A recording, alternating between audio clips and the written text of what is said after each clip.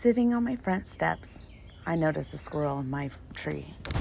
Now, this wasn't the first time I saw a squirrel in my yard, but this was a momentous occasion, one in which my life changed regarding all my neighborhood pets. I call them neighborhood pets as they are all the animals that come into my yard, except that damn black cat. He's constantly over here trying to catch a snack. I know he has a home, and if I find his parents, let me tell you what. But I'm getting ahead of myself. Back to the squirrel. I watched as another squirrel came running up the tree, and they seemed to be in a fight, which is really what caught my attention in the first place. I thought I was witnessing quite the battle. Turns out it was an elaborate mating ritual in which life was created. Because I witnessed this, I now felt obligated to provide for Mama Squirrel, make sure she had enough easy food nearby to support her children. Because I read male squirrels do not participate in the rearing of their young. There is quite a few animals like that. So I brought a squirrel feeder. Well, it was a bird feeder, but I deemed it for Mama Squirrel. I placed it close to her tree, and I discovered she had 3 nest sites in our tree. But I was greedy and wanted to watch, so I put it in a spot where I could sit and easily see it from my window. Now, I really wasn't expecting the mess. I was pleasantly surprised, all the different birds approaching the feeder. Most I had no clue what they were. I just enjoyed watching Mama Squirrel eat, as she was very entertaining. But all of them are so very messy. Soon I learned that the feeder I had was really not enough, so I got another one. This time I added a perch and I stuck it at the base of her tree. I should have also put water out. I'm not sure why I didn't think of this then, but I put food as close to her so she wouldn't have to leave them babies. I would also get peanuts and walnuts and place them around the feeding area and watch as she would hide some throughout my yard. An interesting story, most squirrels only find 80% of their nuts, I read. I will say Mama Squirrel always seemed to locate hers because in the spring when I mowed, I would always keep an eye out for any treasures and never had any luck. As I expanded food offerings, I would see more visitors to the feeders, including Daddy Squirrel. I learned he lived in the tree across the street. When Mama brought the twins down the first time, I almost melted. They were so adorable. I always maintained a distance from them, so not to disturb, as I know I was friendly, but not everyone looks at squirrels and thinks cute. I have 2 very cute, adorable bird watchers and training dogs that are struggling to leave the squirrels alone. Luna, in fact, chases them up a tree, and she has, in fact, killed a few, despite our attempts to end it. They're horrible stories, and I always feel terrible. We don't allow her to stay outside if we know there's a squirrel out there. But oftentimes they're rather brave or make bad decisions, which aren't their fault. Still feel horrible, and they're in training. So we're working on it, but I'm not sure that's ever going to be a possibility for the squirrels.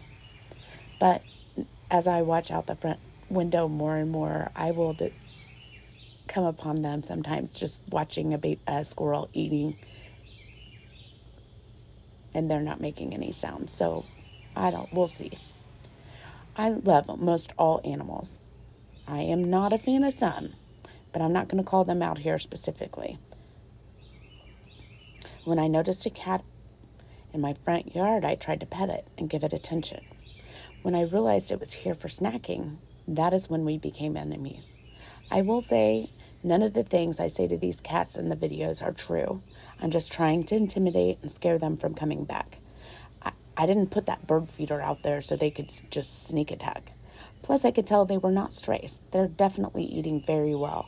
So try and take the heat off the squirrels, and knowing they would never have access to get them, I would yell profanities at the cat and threaten to release the dogs on it.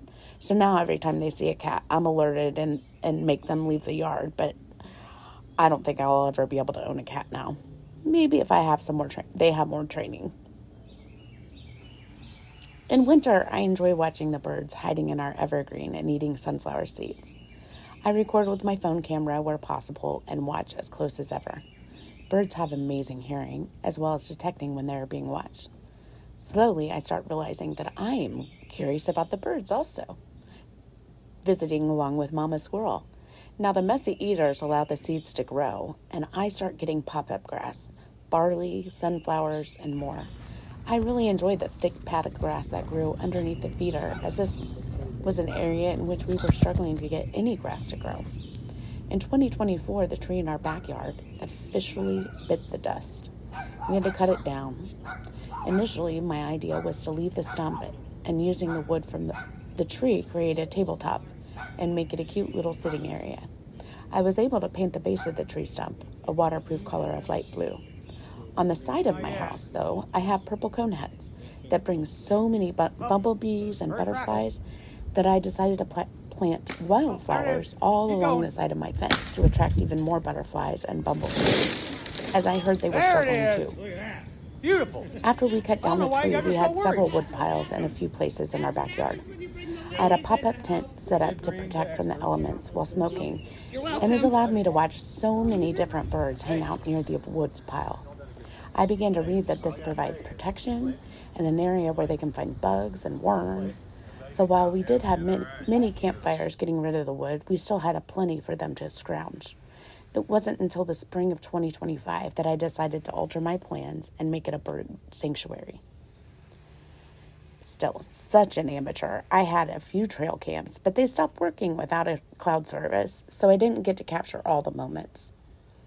I start in the backyard, just a bowl of water on the base of the tree stump, a planter hanger with sunflower seeds in the ground next to it, and my outdoor bench and chairs we made.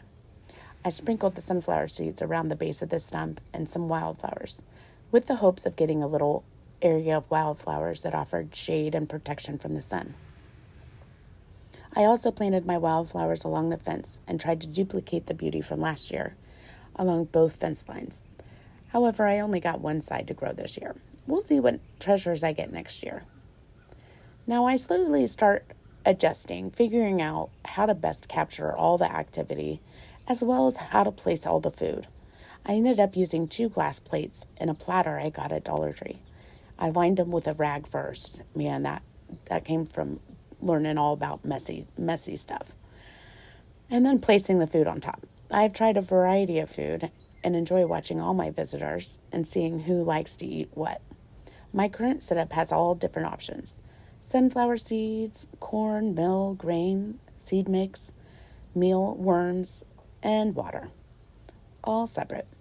In this very center, I took a planter and using plumber's putty, I plugged a hole, and this is my bird bath. I change the water and clean it when I see green, but add water to it every day. On the really hot days, I'll take a pitcher of ice water out and refresh all of them. I read that birds do not like stagnant water, so I try to keep it as fresh as possible. As you watch the videos, it is so important to have access to water on these very hot days.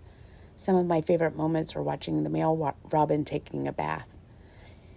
He never ate at the feeder. He would just come and sit in the small bowl to bathe. This was during the spring. Mrs. Blue also was a frequent bather during spring. The house sparrows prefer drinking from the big water bowl. Now, I didn't want to be too greedy in forcing everyone to the camera in order to get food and water. Thankfully, I have a big backyard, so many options.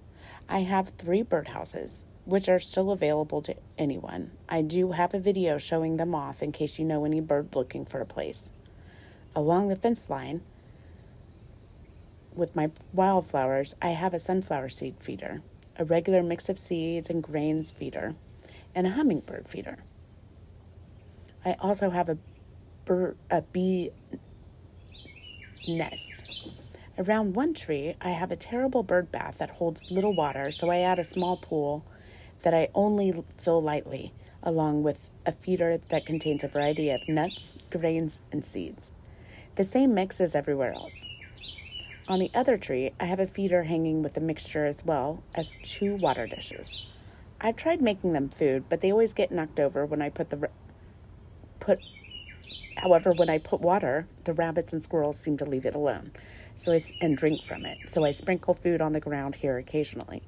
Along this side fence, I have a feeder of mix on a planter hanger. I also have so many wildflowers all over the backyard. They really have quite the buffet, which is why the raccoons started coming along with a fox and rabbits. I hope you enjoy.